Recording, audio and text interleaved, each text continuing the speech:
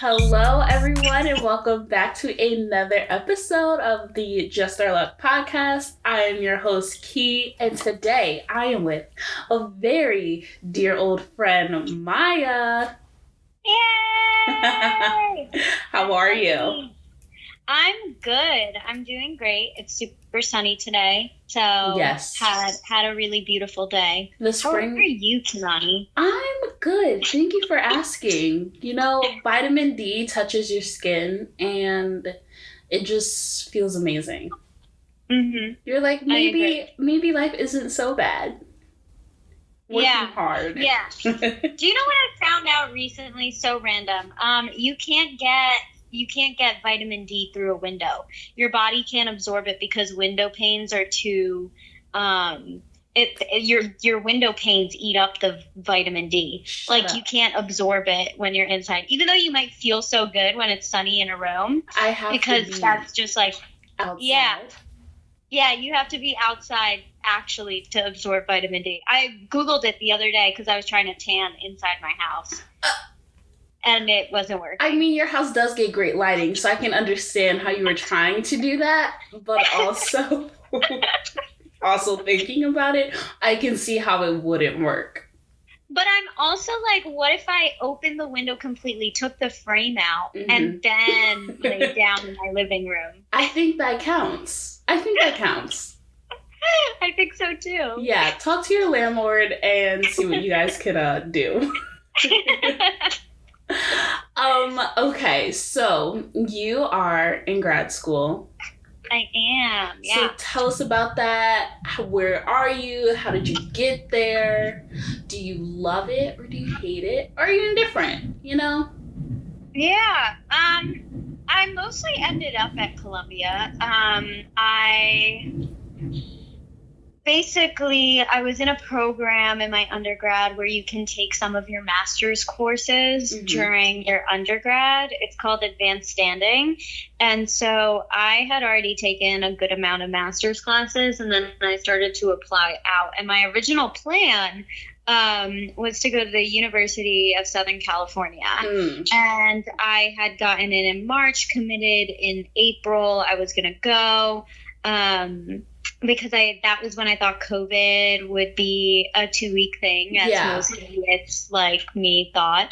And so I was like, oh, you know what? I'll be able to go. And time comes around. I was living alone in the city for a little bit, and I was supposed to move the next month.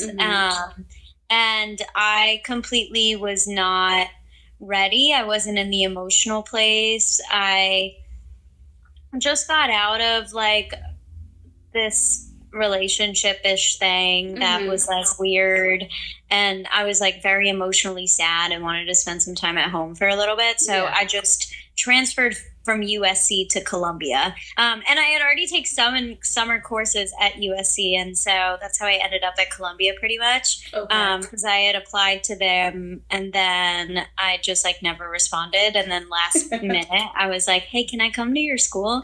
And they were like, sure. Just kidding. Sorry I ghosted you, but I'm back. Yeah, literally. What I was like, hey, you still on? Hey, WYD. Did you fill all the spots yet? Because kind of need one. Let me know. Yeah, literally. And so I had 1 year left of my master's by that point. So that was this past school year. And then I graduate on April 30th. There's 30 days in April. Oh, heck yeah. Yeah, and then May 1st, I'm going to Malibu alone to celebrate both of my graduations. Yes, because you deserve to. And you would have been, you know, in the state of California had all of this not happened. So exactly. What the heck? Celebrate you, though.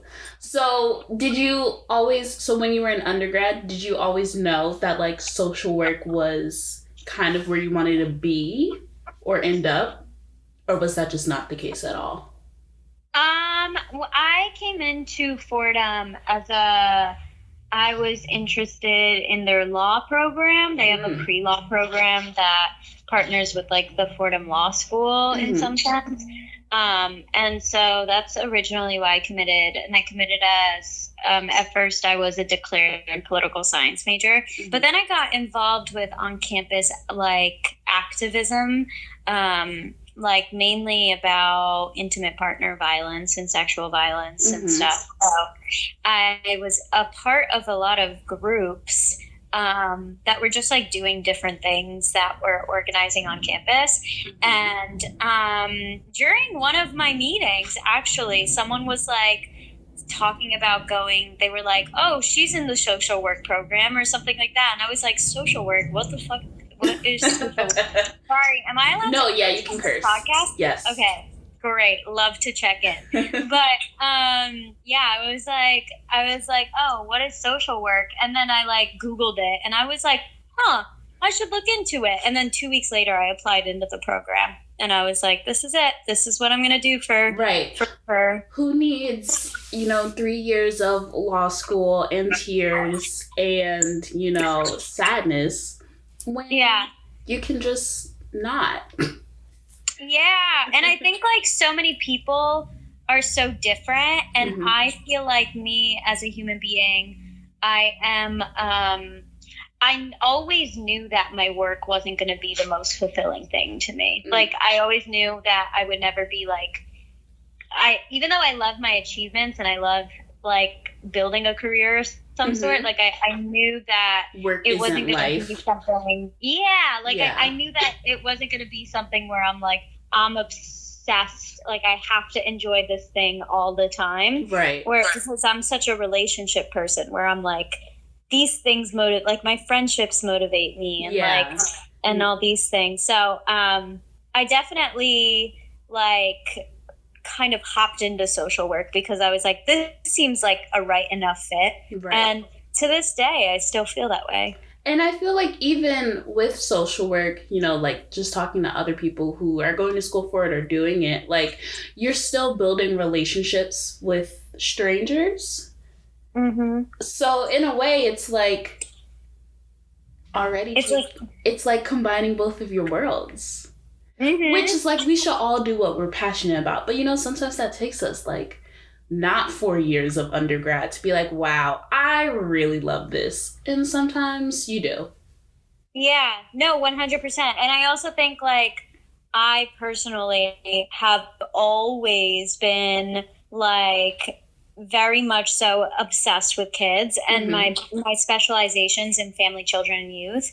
And I think I really do get the best of both worlds because emotionally from my work, I'm able to like spend time with kids all the time and then like be able to be like, wow, they're so authentic in the way that they feel and like absorb that in some sense and carry that into my life. Like I can learn with them at the same time, Yeah, because, kids are, as nice as it is, sometimes it does bite you in the ass when they're so unfiltered.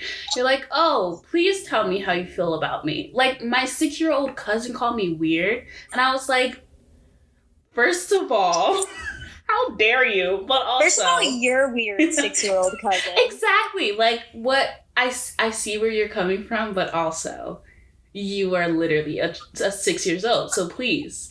But, you want to teach them expression, I guess, or whatever. Even if that comes at the expense of you.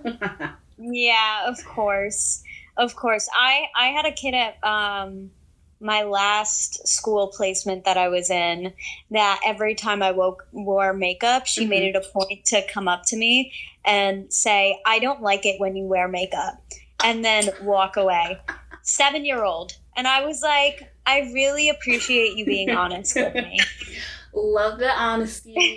Keep it. Never change. You, right now, you're doing amazing. Stay you.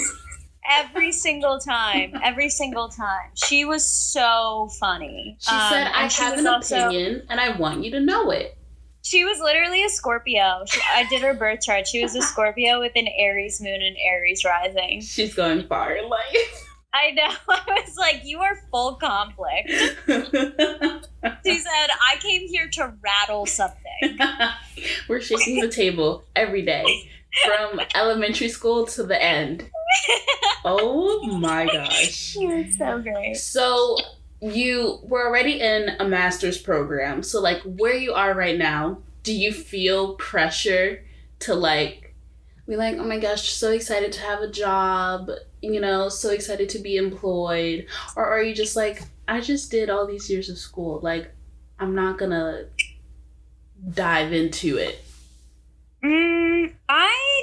I don't know if I necessarily feel pressure Mm-hmm. much as I just want to work. Like, Okay. I feel like I've been in school for so long, and it's such a different experience to be writing papers on social work as opposed to being in a clinical position where I'm talking to people. Mm-hmm. So I'm just like I'm on to the next in my brain already. Like, Yeah. I'm like, I want to just go for it. I want to be applying to places just for being able to like learn new things Mm-hmm. and like interact in different ways. I'm excited about it, honestly. Like, I don't know. I'm sure when I start the job search, because I'm going to take maybe a month off-ish, I Mhm. think, in May. I'm sure when I start the job search, I will be absolutely full of turmoil. Right. But I do know that I'm really excited to actually be working and be at a place and like experiencing things. And like, hopefully, like with the vaccine rollout and everything, I'll even be able to interact with people in person in some capacity, Yeah. which I really, really, really am excited about if it's able to be facilitated in a safe way. Mhm. So, yeah, I'm excited about that. Oh, heck yeah. So, do you have an idea of like where you want to be? Like, I know because in social work there's a lot of places you can be. So like, is the school like, you're like, yes, I want to be here and I want to do this? I have a couple different things. I very much so believe in prison abolition, Mhm. and I've been like involved with other organizations that do like movement work for that. And I like something that really inspires me a lot, I think, are alternative methods to conflict, like transformative justice Mhm. and restorative justice. Yes. So ideally, I'd like to be working in like conflict mediation in some sense. There's this one, I don't dream of labor, but there is this one job that I'm super excited about, that it does family therapy. It's like if a child has been previously involved with juvenile incarceration, which is ridiculous, kids shouldn't be in jail. Right. But if a child is previously involved with juvenile incarceration in some capacity, then what this organization does is it does family therapy and individual therapy. So one therapist would be assigned to a family and they'd work with the family and then an individual kid, and then work on mediation. Oh, that's dope. Outside of incarceration. I think something I've had difficulty with when I was looking for jobs, when I wasn't sure if I was going to go to grad school, was that like all of the jobs that would have to do with that involved working for the police, which is really not something I've wanted to do. That's that's a thing? Yeah, like meaning because you know how like when people are incarcerated or they've been to jail, they have like when they come out, sometimes they have parole officers. Yeah, they have like people watching them. So now with the policing reform is hiring social workers to build social rapport with communities or whatever, and I just find that to be horrible in all types of ways. So I've like all the jobs when I was looking for like something external to incarceration, like an alternate method to conflict and any type of harm or like addiction. One would think nonprofits. Yeah, maybe nonprofits. Something within the state, but like not law enforcement. Yeah, certainly not law enforcement. I even think like it's like something that's becoming more expanded too, which is really sad because I'm like, Why? if police are eating up all these jobs, then That's it's just going to make the police stronger. That's what's not making sense, because why does everything have to be done within law enforcement and police officers? Like, Yeah. why? I'm really stuck on the fact, like, okay, just got out of jail. Let me go see my parole officer, have them put all these, limitations and restrictions on my life. Yeah. And then let me also, who I already have like a negative view of, but now let me also talk to someone who has a background in social work about, my life and my life problems and how that impacts my family and X, Y, and Z. Like, why would parole officer and mediation be in the same house sentence? Yeah. Like, I think it feels very, not performative, but just like, but to an extent performative. Because, yeah, like you said, it's very like, look at us reforming. We're trying different things, but also like, yeah. You could have just gave that money to like a community organization. But okay, go off. Yeah, exactly. It's like, and it's always been so much more effective to be doing, like, giving it to community organizations. Mm-hmm. They've done so much more for people in general. So I struggle with that a lot, specifically with the LAPD, because at that point I was applying to jobs in LA. Mm-hmm. I don't know necessarily much about how that would look in NYPD. I've only worked in schools on the East Coast, mm-hmm. so I haven't seen how that works. But I assume it's similar. There's similar policing. Yeah. I mean, policing is similar everywhere. Yeah. So it definitely seems like it would be something that would be universal. But I do think that has been a reluctancy of me finding a position, just because I'm entirely unwilling to work for a prison or. Yeah, absolutely. Absolutely not. Why? Oh my gosh. But ideally, I'd like to work for something that is like external, or if like a school really wants to hire me. I'm obsessed with schools. Mm-hmm. I think they're so fun. I love to be able to like pop in a classroom. Like, that's such a vibe for me. So yeah, I'd love a school. Okay. And I bet schools love you. But so what does a regular day of like grad school look like? I know you have a placement, mm-hmm. and you're also still doing classes. So like, how does that look? Also, it's still a pandemic, so like Zoom.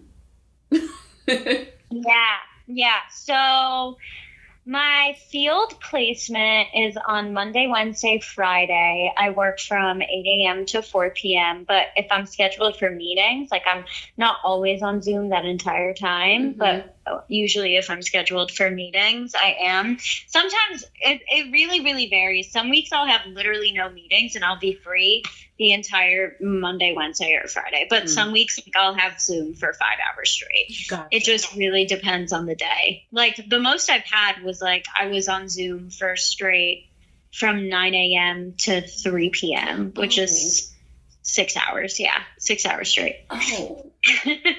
Yeah. And then on Tuesdays, Wednesdays, Thursdays, I have class. So Tuesdays, I have class in the middle of the day. Wednesdays, I have class after I have field. And then Thursdays, I have class at night.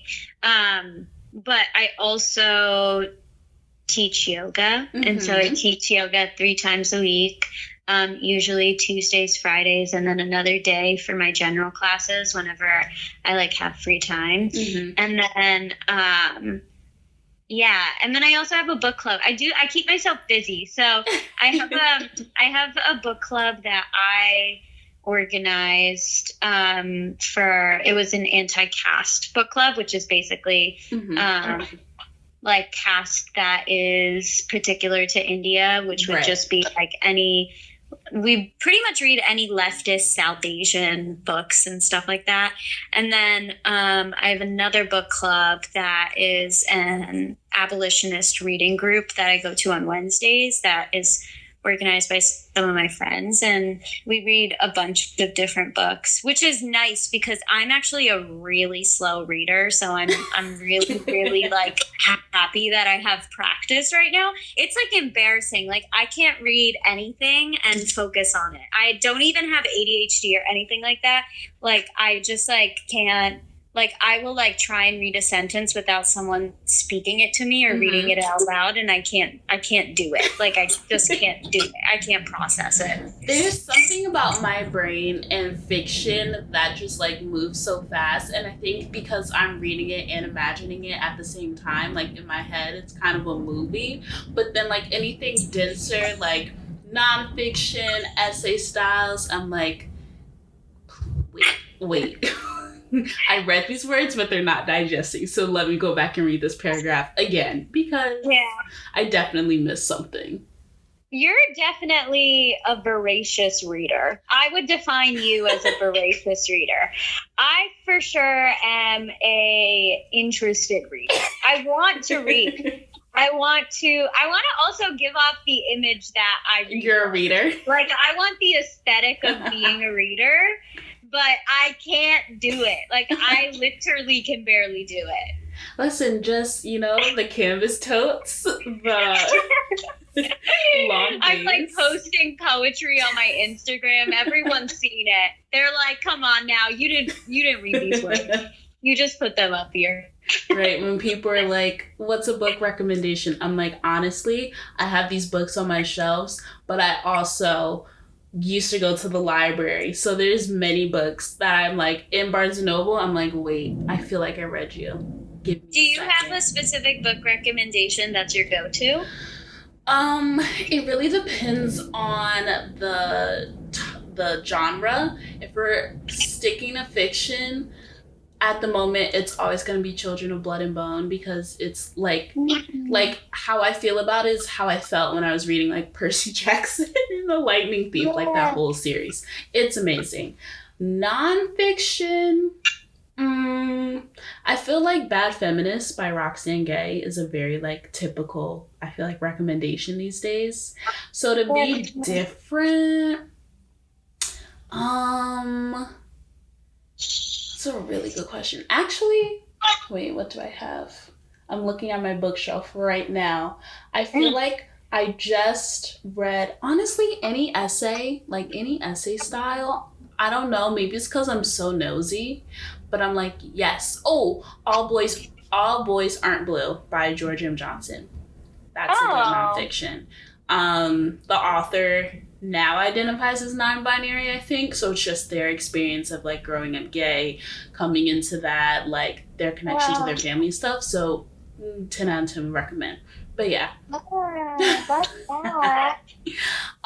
But anyways, from books, even though they are very important to our education, especially as like a social worker, you do need to know what's going on. Yeah, and also, oh my God, that's so interesting because it leads into another thing that we're doing together. But at my placement right now, I was interested in reading literature that was relevant to kids, so I started like getting queer children's books and reading children's books and stuff like that. And they inspired me so much, and it is really important to read like what your clients want to see so that like like what they're looking for. And so that's why Kimani is going to be in my zine, which is fun, that our zine, that it's just like a bunch of collections of submissions for a queer children's book like publication. Amazing.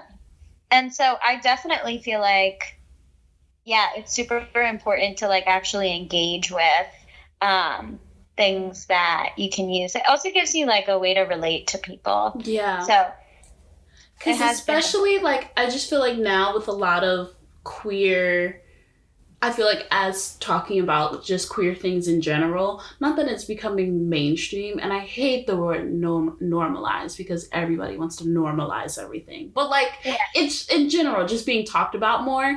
And I feel like every, not to isolate conservative people per se, but like anti-queer people, their first thing is always, but they're so young, how do they know that this is like how they feel? And it's like, I mean, how did I, like, it doesn't, it doesn't compute to me, because it's like kids who, feel like they're different but don't know the words to say it, continue to grow up always feeling like that leads to X, Y, and Z problems that we all know about. But if they had the vocabulary, the thought to at least be like, I don't like wearing skirts, I don't like wearing pants, X, Y, Z, then you're only supporting somebody to speak how they feel. Like we conceptualize race so young. At least differences, like skin tone wise, like we know as children what a boy and a girl is, So like, why, I don't understand why it's so hard to be like, too young to talk about it, no thanks. Yeah, certainly. And I also think like too, like I very much so personally believed in my life, like if I'm thinking about my experience, that, well, something I learned in social work school definitely, and I feel like I've expanded to how I view people and myself, is like your realist reality happens between your eyebrows. Your realist reality happens in your brain. And that is like always applied, like that piece of advice is applied to how you work with patients that might have a diagnosis of like schizophrenia. Like if they're hearing voices, that's their realist reality. That's what's happening in real life for them. Right. And you have to be like, all right, I'm going to validate that you're hearing that. And let's talk to them together. Let's invite that person into this room. You know what I mean? Yeah. And so like, personally, I also have conceptualized that of being like at any given moment, regardless of whether I was right or wrong, I'm existing within my realist reality. And when I was a kid, it's like you're feeling all of these things and you're feeling all these emotions. And like, it's so unfair for adults to say, you know what? No, you're not feeling that. You're just confused. Right. It's their realist reality. And I even think that way. Like, I always think like I'm such a soft bitch. And I always think like, especially when it comes to heartbreak, I really do think that like your first heartbreak sets the tone for how you think about things for at least a while. Like, I don't think, like, I think sometimes people are like, oh, it doesn't even count. Like, it's puppy love, blah, blah, blah, blah, blah. But I'm like, no, but that is your first experience. That's like what sets the precedent. That's like your realist reality. Yeah. And it dictates the way that you navigate the world. So I definitely feel that way about kids and like working with them too, of just being like, I can understand that you're experiencing this big feeling, I don't know. No, yeah. I mean, I love going off the deep end and like my rabbit hole of thoughts. And especially like if you're working with other people, like why wouldn't you? This is, I feel like if you, decided to continue down like the law route and whatever, like you should still be thinking about like other people and like trying at least to comprehend how they think, because your job is talking to people. 100% person. Some people are just still not getting that, and I don't understand, but whatever. Yeah. So you are balancing school and school placement and yoga and book clubs and, feeding yourself knowledge and, your other like creative outlets that you like to do. Has filling up your time been the best way for, like, how would I say this? If we weren't in a pandemic, do you think you would be keeping yourself this busy, or do you Or is this more of just like, well, we're in the house more often, so like, how can I, fill my soul, but also not lose my mind? I'm someone that needs to stay busy. Gotcha. I just know same. that about myself. I need to be, and that's not to say that I need to be the best at anything, or I need to like be consistently working on something or having a goal. I just need to keep my hands moving and my feet running. Yeah. And so I don't mind being super busy at home. I definitely feel like I've learned so much since the beginning of the pandemic about what self-care looks like for me. And the more and more I spend time with myself, the more and more I want to be with myself, which has been really great. And I found that in so many different ways. Like I am obsessed with taking baths. Like I take like at least 4 baths a week. I shower too. Like I'm not just taking baths because it sounds gross when you say that you bathe that often. It's like, bitch, you're just sitting in your dirt. But like I shower too. But I definitely feel like baths have been a really nice thing for me. I was talking to someone else about this the other day too. I've been obsessed with the idea of using your love languages on yourself. And I'm a words of affirmation. I changed. I was physical touch and quality time before. And now I'm physical touch and words of affirmation. So I try and make it a point every time after I shower to put lotion on my body, because I'm like, okay, this is me taking care of my need for physical touch. And then I'm like I listen to affirmations and I like to write them down. It's really cringy. Like if you catch me doing it, like sometimes Issa will walk into my room while I'm listening to my affirmation podcast and she's like, girl, what is this? And I'm like, you see a note somewhere and it's like, love the skin you're in. And it's like, literally. Okay. No, I'm actually looking at my mirror. I write them on my mirror when I get ready. And so on my mirror right now, it says, by being my most authentic self, I attract healthy and loving relationships. And then next to it, it says, I glow from the inside out. When I take care of my insides, only then am I able to glow. And they're just so funny because I just imagine a random ass person coming into my house being like, what the fuck is wrong with her?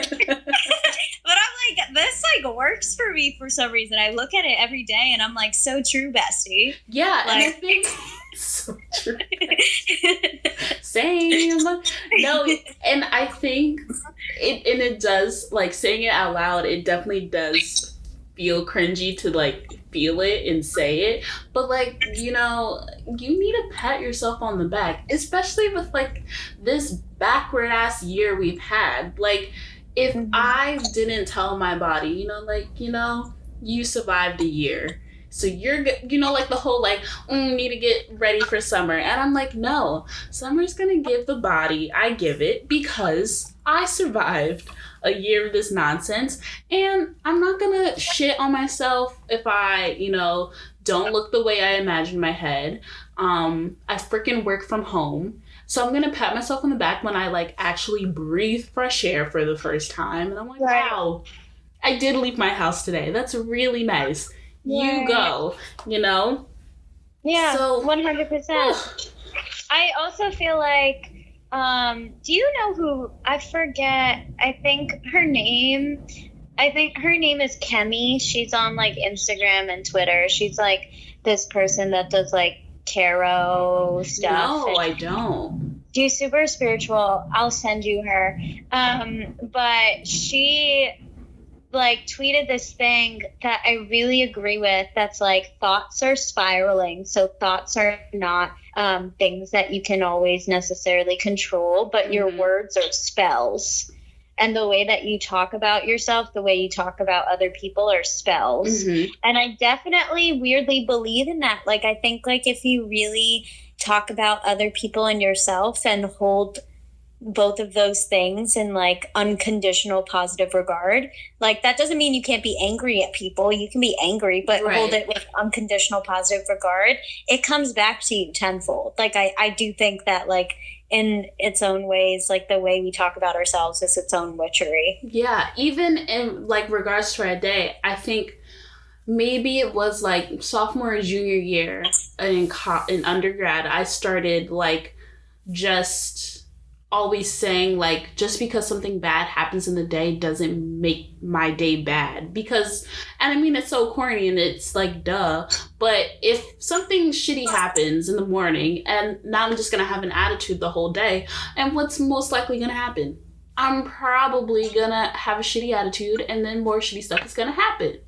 Yeah. But not to be like toxic positivity, but like, okay, you know, I dropped, I broke a glass. Guess what? That doesn't mean like the day's over. I can't get back in bed and be like, okay, we'll try again tomorrow. Like, let's move on. We need to find something. It can literally only go up from here. So let's see how that goes. Yeah. I think that is a great perspective. I have a hard time with that. But I'm also one of those people where like a million things will go wrong in the day and I'll internalize and be like, it's fine. Everything's fine. Everything's going fine. And then I'm like outside of my apartment and drop my keys and have a full blown breakdown because I'm like, nothing went right. It was so crazy. I had a really bad day last week, and Issa was like consoling me on my bed, and I like was not showing emotion for like a hot second, and then I just started hysterically crying because my room was messy. It was so wild. I hate the poor soul that ever has to spend their life with me because I just feel bad for them that they have to do that. Listen, there's just certain things that's gonna push you over the edge. I just came back from grocery shopping and it was not a pleasant experience at all. First of all, I love either going to Wegmans or Trader Joe's. Today I went to ShopRite. I already have a bias against ShopRite, but that's just the thing. Go to ShopRite. Why did you choose to go there? No, because I just like what, wasn't there an option? And that's a really good point. I just came back from North Carolina like Sunday, which the weekend is my time to go grocery shopping. Of course, it was Easter, so everything wanted to close early. So I was like, okay, that's fine. ShopRite that's the closest grocery store to my apartment. It's 10 minutes away, whatever. All the avocados are slightly soft. I don't like my avocados soft. I want them a little firm so they can get soft in my home. You know, the plums have scratches in it. And then I find my body wash. A smaller version of it is like $2.99, whereas at Target, the big bottle is $3.99. So, wow, you're already trying to rip me off. Then I walk past two men who definitely were not wearing deodorant. And it was like not even like, they could take a shower. It was pungent. And then to make that worse, I went down the juice aisle and someone definitely farted. And no. And like these things are so trivial because it's like, wow, so blessed that I live 10 minutes by a grocery store. So blessed I have money to buy groceries. But also, this experience could have been better. But that was like comedically ridiculous. Like that was like hilariously dumb that experience happened to you, and I'm so sorry. And the thing is, like, we're already wearing masks. How strong does something have to be to smell on two different occasions for them to waft up my nose? You know, that's like nasty. It's fine, and that's the thing. Like, everything is fine. I am fine, but now I know. We're not going to do that again. I'm not going to do that again. And what is the lesson of the story, Kimani? The lesson is drive the 15 minutes to Trader Joe's. You know? Drive it. Just drive it. It's 15 minutes. You can listen to 3 songs. Exactly. I can freaking start half a podcast and continue on. Like, but it's fine. Everything is fine. Yeah. And I survived, and that's all I survived, and now I can laugh because why would you fart so badly in ShopRite? Yeah. I have no clue. It's a great time. It's such a good time. But anyways, I really like your point, though, about self-care. I'm curious. Do you journal? Are you a journaler? I love to journal. Okay. I love therapy. I had therapy this morning, actually. But yeah, I had to, sad thing during quarantine, I had to terminate with my last therapist who I loved so much. And she was like a Reiki person. Reiki. Yeah, she was so cool. She was like on like the Upper East Side, so that was bougie. Yeah. But she was like really awesome, and she went back to teaching. She decided she wanted to teach social work, which is really exciting. So she was like, "Sorry." In the future. Yeah. So she was like, "Sorry, you can't do this." So then I switched to this other therapist who is an art therapist. It's my first time doing art therapy. Sorry, I just got a vivid flashback to watching Parasite. Oh my god, yeah. I'm the kid. That's me. I'm like, where's the Morse code? Only Parasite spoilers on this podcast. Only. Listen, how much do I need to let me find a nice upper echelon family to be like, this artwork is a little on the dark side. Yeah, literally. But how do you enjoy it? That's been going well. Oh, my art therapist? Mm-hmm. Yeah, she's great. She's made me cry my eyes out every session so far. I've only had 6 of them with her, and she makes me cry I feel like she has to think that I'm absolutely out of my mind. But yeah, she makes me cry all the time, which is really nice. Because I think my body now, like my body clock is so weird. Mm-hmm. And now I think my body like reserves tears for 8:30 a.m. on Tuesdays. It knows. Because it's like, yeah, it literally knows. So that has been really great. I do journal a lot. I also do a lot of yoga. I do yoga vinyasa like 3 times a week. And then other than that, I meditate every day. 3 times a week, I do a half an hour meditation, but every day, at least once, I meditate. But yeah, I do a lot of self-care, to be honest, like more than a regular person. But I think it's because I would lose my mind if I didn't. We're not in regular times. Literally not. If it wasn't for, I just recently bought incense again for my room, and just like, there's just something, I think my self-care a lot of the times comes through in like my room, in my space. Mm-hmm. So I'll try my best to like not have, for just shit to not be on the floor, because then I'm gonna spiral. But like incense going, my Himalayan rock salt lamp is on, and I'm just like, yes, I'm at peace. Is the moment. This is the moment. And I am here. And then add in a little singing bowl, a few times. Like, we are soaring. We're hitting nirvana. Yeah. That is so funny you say that. I recently had a day where I was feeling super anxious. And I was like, okay, I can't buy sage because that's endangered.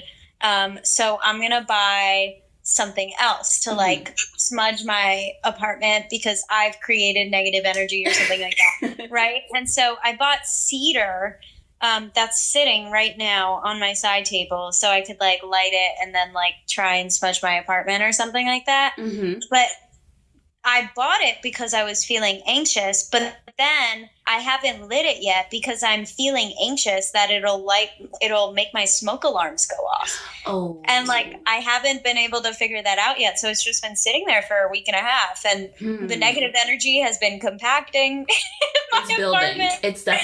I will say I have. I don't know how cedar burns compared to sage. That is hard. Yeah. I would imagine the smoke would be thicker. Mm. Yeah. We're in a pickle. It's like a branch, right? Yeah. like a thing. It's a thicker wood, question mark? Yeah, it's like I'm looking at it right now. It's very like condensed. I don't know. I'm nervous about it. Like I'm nervous thinking about it. Every time Issa leaves for work, I'm like, tonight's the night I can open up all the windows and just cedar the apartment. And every single time I'm like, you know what? I'm really nervous and I can't do this. Not right now. Can't I do love an incense, though. I like to feel something move in rooms. Yeah, that's my soul, definitely. And knowing like what I love the most, sandalwood, top tier. Freaking lavender, wow, amazing. But honestly, last question, because I feel like I know the answer. But do you think there could have been anything to prepare you for where you are right now? Not the pandemic, obviously. Nobody wanted this to happen nor saw it coming. But like just in terms of, you know, online classes, you know, connecting with children, sometimes virtually, you know, like would you have maybe waited till the pandemic, quote unquote, is over to like do this? Or do you feel like now was like the time for you? I don't think I would have waited, only because if I'm being entirely honest, school is just not that important to me. Like, I do not need to, like, I do not need, like, I just need to do it. I need to learn. I need to grow. I value growth and learning. Like, I like to read my readings and, like, do my thing. You know what I mean? But, yeah, it just was never, I didn't need the school experience after I already had it. Yeah. So I was like, this is the perfect time to do it. The way that I viewed it was like, so long as I'm already indoors, why not get something done? True. I like that perspective. Yeah. So that's why I ended up just keeping going with it. Do I wish that I had a little bit more in-person connection? Yeah, like I wish I made friends. I have a few people that like follow me on Instagram from Colombia, but they don't like know me. Right. Like I never got the opportunity of like going out to drinks after class on a Thursday with my grad school friends. You know what I mean? Oh. So that is something that I definitely feel like I wish I had, but I don't regret it necessarily. I'm going up to Colombia in 2 weeks, like to the actual campus for like maybe the third time ever in my life. Whoa. And I'm taking my grad pictures. I'm like going to get all dressed up and take grad pictures there. So I'll have that. But yeah, I don't think that there's any other time for me. I know that there's, I don't know, a really good advice my dad gave me is that with money, and I think it applies to time too, because time and money are things that we always feel like we're wasting. But he always says, never worry about spent money, because money will always go. Yes. You just have to make sure you're spending it wisely. And so I think that about time too. Like, I don't want to worry about the time that's already passed or if I made the right or wrong decision. Like, agreed. Time just happens. I just have to make sure I make the right decisions in the future. I love that. Heck yeah. Well, Maya, thank you so much for your story, your wisdom. Very much appreciate it. Very much appreciate you. Oh, I appreciate you. And I hope you have an amazing night. You're going to finish out your grad program. I'm trying to think of a really good adjective. Superbly. I don't know. That didn't really make sense. But you know what I mean. It made sense. I got it. Okay. Thank you for joining me. Yay. Thank you. All right.